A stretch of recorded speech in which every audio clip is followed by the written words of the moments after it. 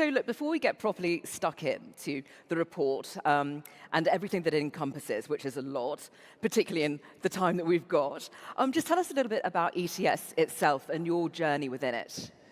ETS is an educational and testing solutions company. Our mission is really simple. It's to advance the science of measurement to power human progress. So each year, we do approximately 50 million tests. We administer 50 million tests every year around the world, across nearly 200 countries, over 10,000 centers. So we're basically in the education and workforce measurement business.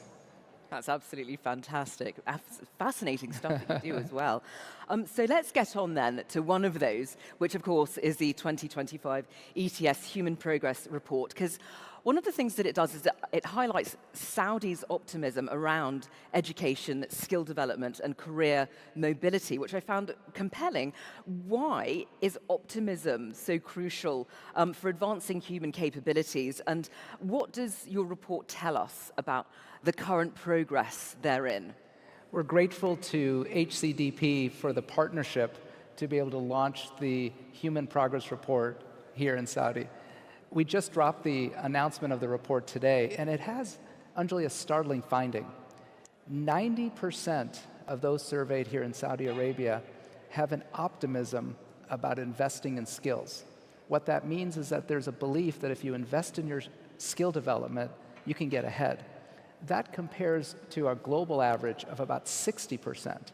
So the optimism here in Saudi Arabia to invest in one's skills is something that's significantly greater.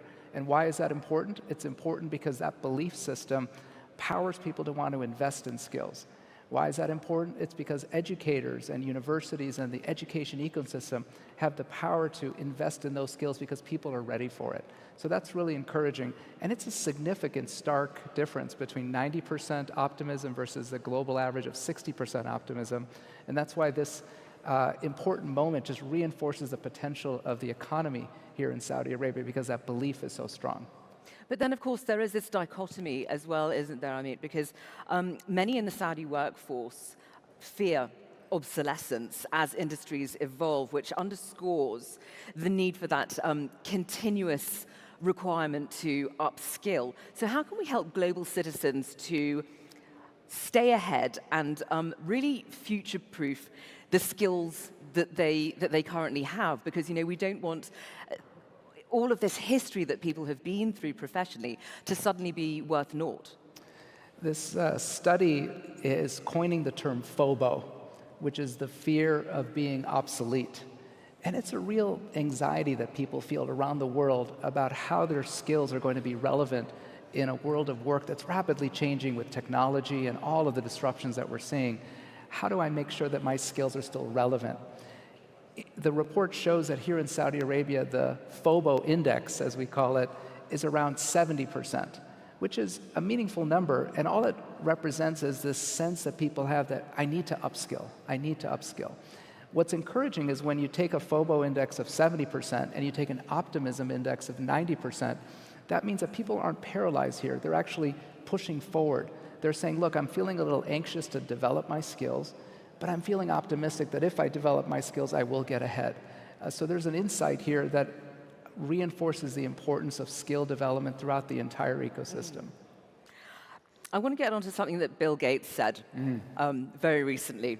It was incredibly scary, but he said that humans will not be needed for most things in 10 years. 10 years goes like that.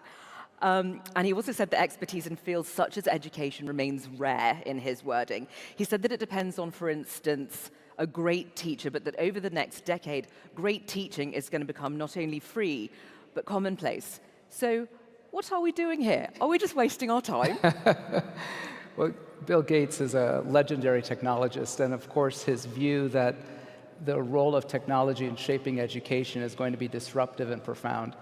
And while I don't completely disagree with Bill Gates in that technology is going to have a profound impact on how we deliver, how we personalize, how we scale education, I do believe that the human is still going to be relevant. The role of a teacher, a mentor, someone curating that experience is still going to be relevant.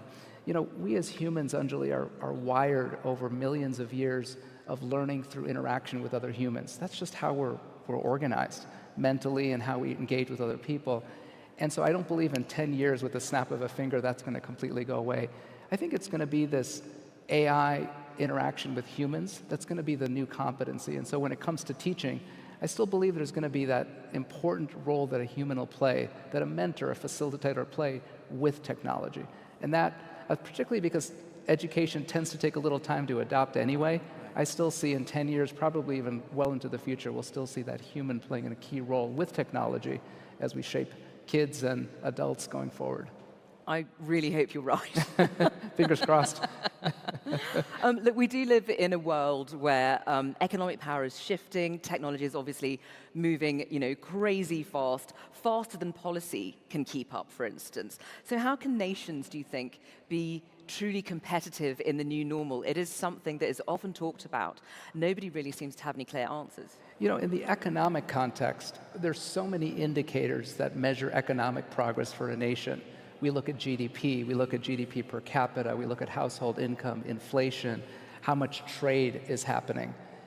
When we go to the education context and we recognize how profoundly important it is to have a well-trained labor force, the opportunity right now for national competitiveness is to start to really organize strong indicators of educational progress, to measure educational attainment, not just in terms of math and literacy in the K-12 context, but educational outcomes in terms of employability for leaving higher ed, AI literacy in the workforce. These are new forms of indicators that are going to have profound implications for national competitiveness. So as the kingdom is moving forward in competing with other countries around the world, this opportunity sector by sector, but even horizontally across the board, to have new indicators, to have new ways to measure. And of course, as a measurement organization, we're profoundly focused on that. But we really believe that that same focus on measuring progress on the economic context also applies going forward on the educational side. So when it comes to human capability and future readiness, which of course is exactly what this entire event is about, what is the most important skill, Amit, that you believe that somebody should possess in 2025? The mega skill. Absolutely. If you go back a few decades, a lot of folks focused on one's IQ, the IQ score, the intelligence quotient. And that was really focusing on the power skill being problem solving, critical thinking. And then we fast forward, and EQ became very important, emotional intelligence, your ability to have empathy, to relate to other people. While IQ and EQ continue to be relevant, I believe that the power skill, the important skill going forward, is going to be anchored on adaptability. It's going to be much more anchored on one's ability to assess the outside world, to have that inner compass, that inner sense of where I can fit in that outside world, and then to adapt to it. It's still to have a sense of values and learning and sense of self, but to be able to navigate. Navigating the moment. Look at all the global context we're experiencing, the challenges with the environment, the economy, all of the changes that are happening. An individual's ability to navigate that moment is going to be key. So while IQ and EQ are going to be relevant, perhaps AQ, the adaptability quotient, is going to become increasingly important and something that we can measure in countries like here in the kingdom as we move forward. And just very briefly, as we wrap up, how well do people harness that, do you think? How aware are we that actually those are the sorts of things that will really drive us into the future and be competitive?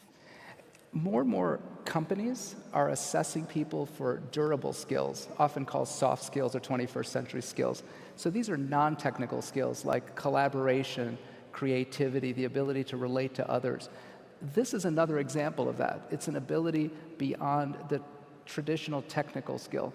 So more and more organizations are having hiring assessments and skill development assessments where they're looking for that ability to relate to others and adapt to changing circumstances. I think it's still in the early phases, but you do see in business schools and in many forward-looking K-12 schools a focus on teaching entrepreneurial skills or an entrepreneurial mindset. So more and more organizations are assessing and training that. Many organizations represented here at HCI are also focusing on that. And that is one example of that in the business or social context, that entrepreneurial mindset. Adaptability is a broader context. So we're starting to see it in certain places. It's still early days, But I believe as we look forward over the next 10 years, like Bill Gates said, I think more and more of that focus on adapting with other people, adapting to other cultures, and certainly adapting to technology are going to become things that organizations are going to want to measure and reinforce much, much more. I mean, it's such a fascinating side to all of this. And my goodness, we packed a lot into that amount of time. I wish we had a lot longer. But thank you so much for being with us today. Really appreciate it. Thank you very much, Anjali. It's great to be here.